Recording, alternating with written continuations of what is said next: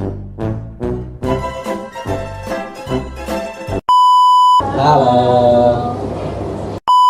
Baiklah dan memiliki keterampilan untuk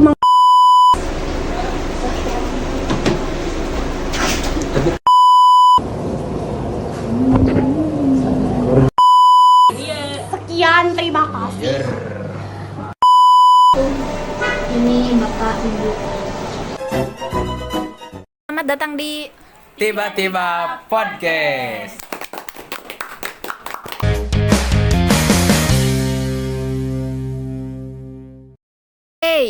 di sini kita akan ngobrol santai bersama teman-teman Tiba-tiba podcast tentang asumsi dan prinsip teori konstruktivisme. Nah, sebelum masuk ke topik, saya Afifah Adawiyah sebagai host ditemani 3 teman saya yang akan menjadi narasumber pada podcast ini. Dari sebelah kiri dulu ya, ada AA yang ganteng, ada AA Ahmad. Hai. Dan juga ada teteh-teteh cantik nih, ada Teh Risma. Dan juga Teteh Sada.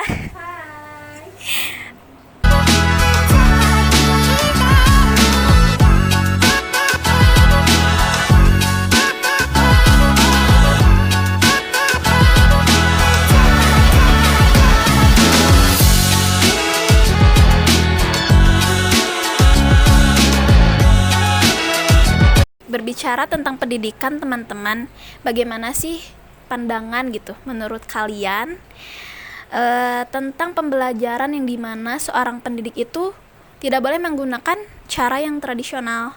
Aku mau minta sih tanggapan dari kalian, itu kayak gimana?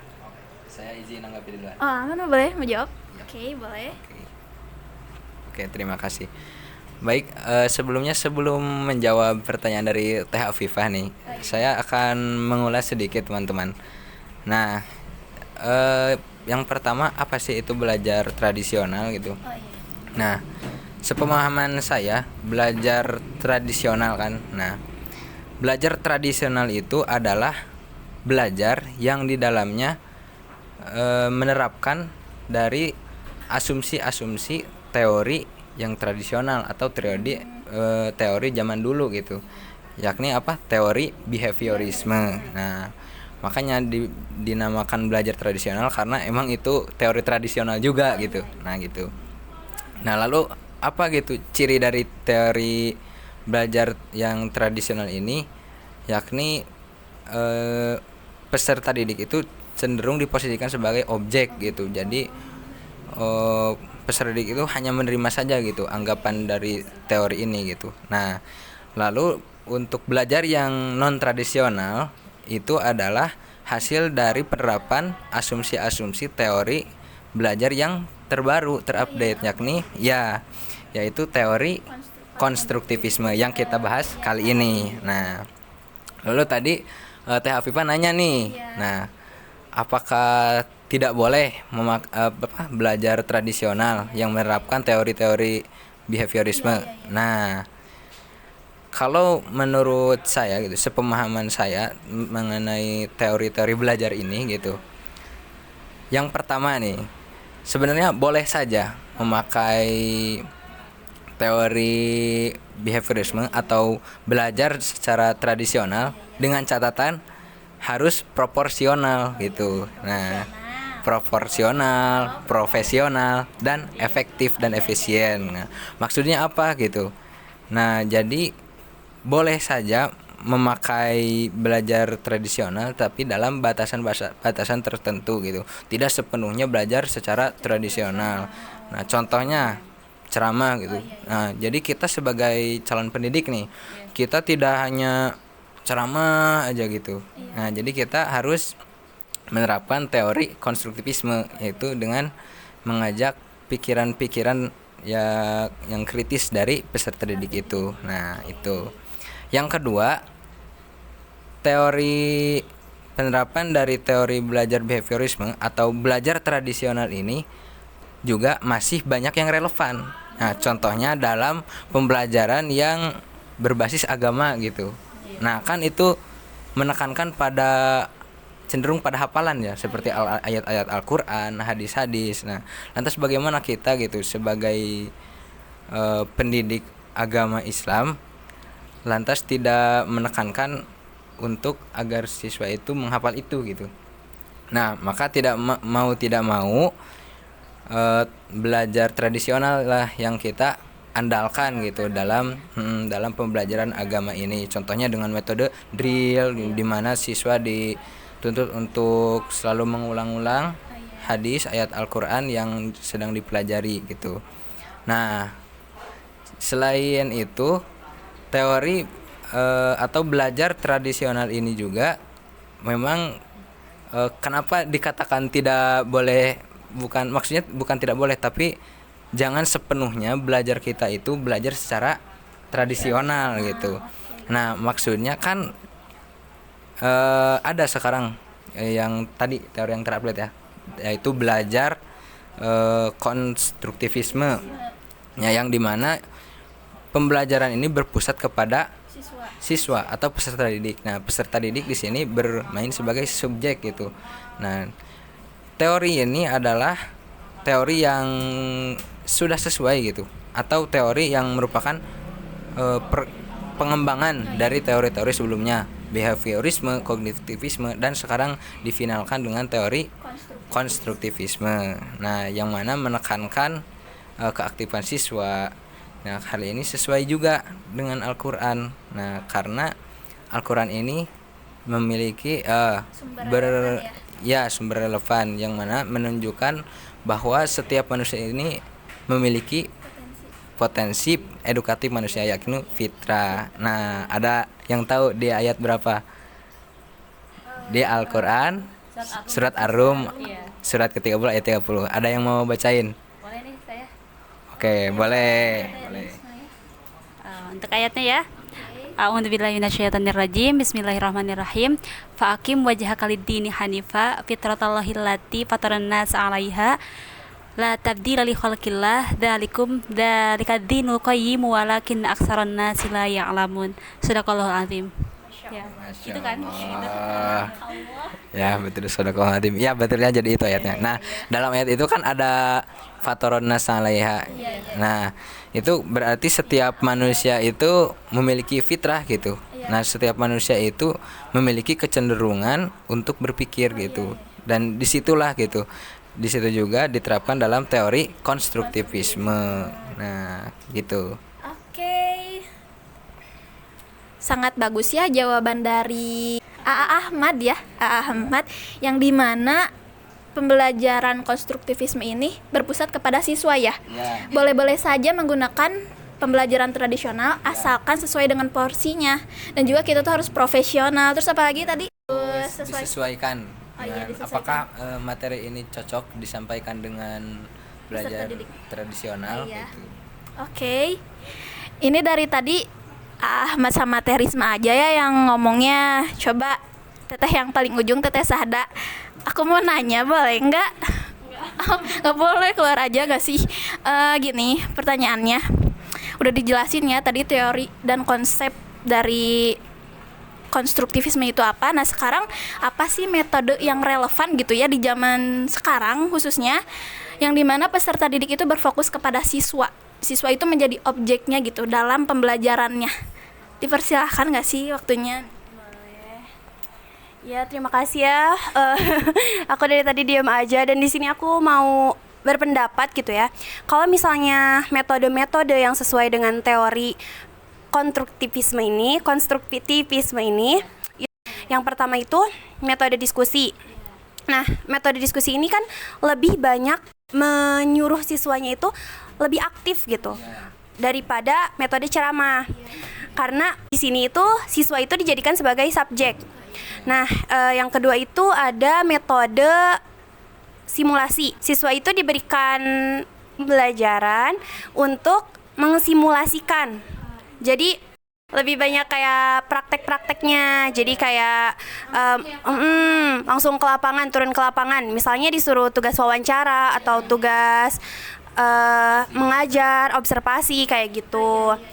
Nah, jadi metode-metode ini tuh lebih relevan gitu digunakan dalam teori konstruktivisme. Sorry. Nah, karena sesuai dengan asumsi dari teori konstruktivisme ini, di mana peserta didik diharapkan lebih dominan atau lebih aktif gitu dalam proses pembelajaran. Kayak gitu sih, Teteh Afifah. Terima kasih banyak ya. Ini tuh sangat membantu sekali, terkhususnya kita itu calon pendidik gitu. Jadi ini tuh gambaran bahwasannya kalau calon pendidik itu harus mengajak siswanya untuk lebih aktif dalam proses pembelajaran. Nah, ini ada pertanyaan, tetapi menurut tanggapan kalian aja gitu ya, gimana?